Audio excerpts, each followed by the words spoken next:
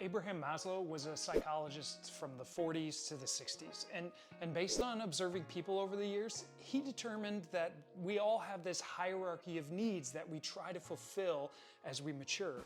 Basically, it's the stuff that we chase after as we grow as human beings. The lowest and the most primitive level on the pyramid is physical needs. I mean, we all have physical need for food and for sleep. And even as infants, we know how to get those needs met. The next step up on the ladder is our need for security or safety. The next step is for social relationships, like a loving friend or family members. The last step in the first version of Maslow's hierarchy was self-esteem. It was the need to feel good about yourself. But later on in his career, Maslow added another layer, which he called self-actualization. This is the need to reach your full potential in any given area of your life. And for a while, that was the highest and most profound need that Maslow observed in people growing and maturing. To feel like you're becoming all that you can be as a person. But near the end of his career, he observed one more layer to add to the top. One that you know, but perhaps you've never put your finger on it. It's that deep and profound need for transcendence. This is the idea that the deepest need in a human being is not just good self-esteem, although that's fine, or even maximizing your own potential, but the deepest need in a person is to realize that this life isn't about you. One of the most satisfying things you can do in your life is give it away for others. Now, you actually know this intuitively. It's built into your biology. If you've ever helped somebody in any way, you can remember that sense of feeling good. It can actually help with your mood. Your brain releases a cocktail of feel-good neurotransmitters when you serve other people. It's literally how we evolved. We're designed to operate best when we put others first. But that kind of raises a question, right? I mean, if that's the case, why aren't we all serving others all the time? Why do I have this natural tendency to go chasing after those lower needs? I mean, so much of my life is tempting me to strive for the lower levels. Most of advertising targets my physical and basic needs. News outlets pump out messages constantly about how unsafe our world is, raising a sense of anxiety that leads us to want to protect ourselves and seek out safety. We stay stuck focusing on those lower levels of the pyramid. Socially, we all desire relationships, deep relationships where we're truly known and we can truly know others, but the platforms that we pursue those relationships on, they don't actually get us the kind of social love that we're designed for. And so we're left constantly searching for it, longing for it, kind of focused, stuck on that step. And we live in an age that is so hyper-focused on self-esteem. I mean, we stopped keeping score at kids' soccer games. And look, there's no shortage of services that are promising to help you reach your fullest potential in life. I mean, sometimes we even sell Christianity as a path to reaching your potential. I mean, one of the reasons that I don't chase transcendence and so start serving others is because I'm hyper-focused on fulfilling my more primitive, lower needs. And I'm usually using faulty methods to get there. And look, this isn't new. Humanity's been struggling with this for a long time. At one point, Jesus was walking with his students, his disciples, up to the city of Jerusalem. And while he was walking with them, they were arguing behind him about who was the greatest among them. It's not really clear from the text about what the criteria for their arguing was.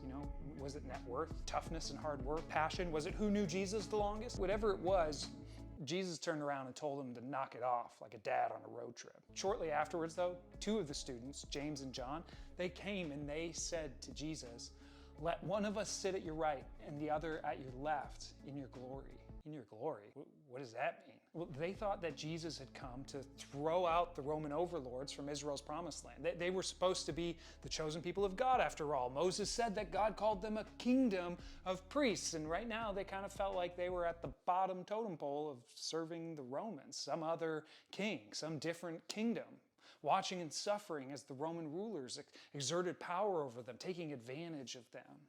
James and John's assumption was that Jesus was coming to reverse all of that. Now, to be fair, James and John aren't completely out to lunch. I mean, despite what Jesus had said in the past about serving and suffering, everything about this journey for them was looking like a rival king who was going to set up a new kingdom. Jesus talked about some kingdom of heaven all the time, and he was headed towards the capital city, Jerusalem, which is exactly what a conquering king does after battle in the ancient world. When a ruler would conquer a new land, the first thing they do is go and set up shop in the capital city. You don't know what you're asking, Jesus said. Can you drink the cup I drink or be baptized with the baptism that I'm baptized with?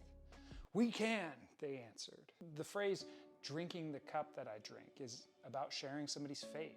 To share the cup was to share the potentially poisoned drink of another person, and therefore to share their death. See, Jesus is asking if they're going to be able to share that fate. And the baptism that Jesus is talking about is death itself. I mean, baptism is like getting buried in water. And in the ancient world, water was a symbol for cleansing at times, but it was also a symbol for chaos. I mean, the sea was seen as a bowl of chaos that claimed the lives of many. But none of this deters James and John. Sure, Jesus is talking about a little bit of suffering now and then, but anytime there's going to be a shift in power, somebody's going to suffer. It takes a battle to conquer. That's why the disciples say, we can handle your baptism and your cup. We'll share your fate, Jesus. We'll take on the trouble. No pain, no gain. But what they don't know is that Jesus' cup and baptism aren't just the scrapes of a battle. And herein lies their misunderstanding. The two that asked the question and the 10 who were kind of mad that they didn't ask it first. When the 10 heard about this, they became indignant with James and John. So Jesus called them together and said, you know that those who are regarded as rulers of the Gentiles lord it over them, and their high officials exercise authority over them. Not so with you. Instead, whoever wants to become great among you must be your servant, and whoever wants to be first must be slave of all. For even the Son of Man did not come to be served, but to serve and to give his life as a ransom for many. For Jesus, the good life isn't about simply reversing the positions in the current power structure. We're not talking about throwing out the ones who make all the decisions and exact their will on us so that we can be the ones who make all the decisions and exact our will on them. That's not how this works, says Jesus. You're still thinking about yourself. If all we do is switch seats with the people in power, we'll end up just living the same life that they live, and it's a life that you hate them for living.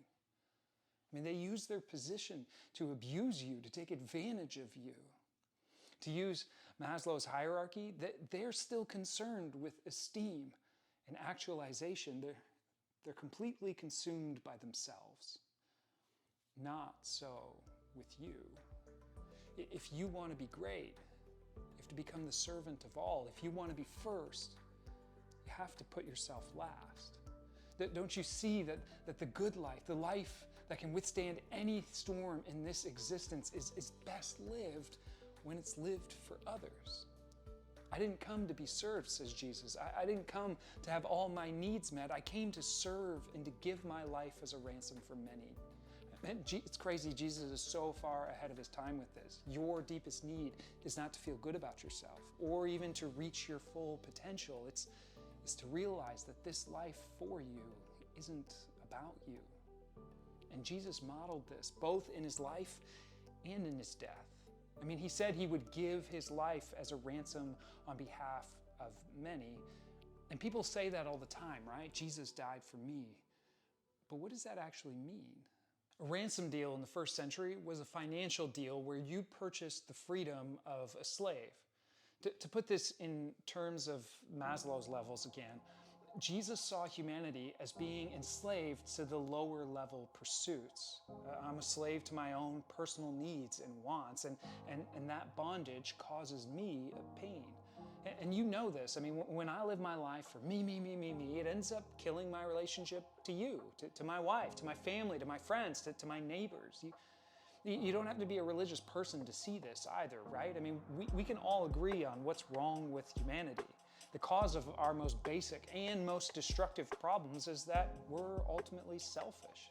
And that selfishness kills our relationship to other people, to the dirt we live on, to ourselves, and to the divine. And what Jesus is communicating here is that he's not just an example of how to live the good life, but that he's freed us up to do it by giving his life for us. Now you may be thinking, well, What's the logical connection between Jesus died for me and now I should go and serve others? The way I see it, once sustenance and safety are achieved, I'm locked in on seeking out relationships, self-esteem, and self-actualization. But often the pursuit of those things is really just about me trying to prove that I matter, that I have value, that I'm a person of significance and can be to someone.